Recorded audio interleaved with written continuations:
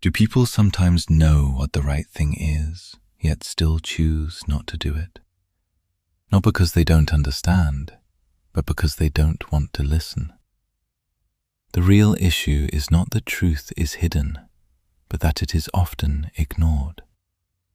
Proverbs 1:20-21. Wisdom cries aloud in the street.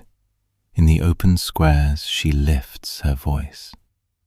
At the head of the noisy streets she calls out. At the entrances of the city gates she speaks.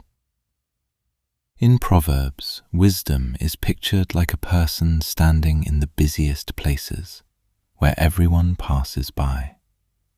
This is important because it shows that wisdom is not hidden in some secret place, and it is not only for a few people. It is public, open, and available to everyone. God's truth is not quietly hidden. It is calling out in the middle of everyday life.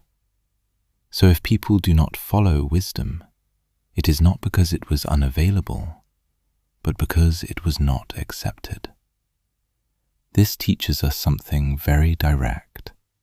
The problem in life is rarely a lack of guidance, but a lack of response. God speaks through His word, through conscience, and through life itself, yet many still ignore Him, and that leads to wrong decisions, unnecessary suffering, and regret.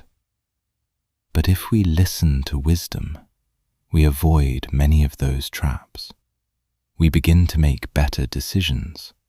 We recognize danger earlier, and we grow in understanding.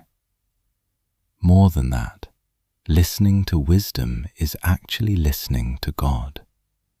And when we respond to Him, our thinking begins to change, our direction begins to change, and our life starts to align with truth and get its benefits as a result. Wisdom is not silent, and God is not hiding. The real question is whether we are listening. Let's make a decision to become daily students of God's wisdom.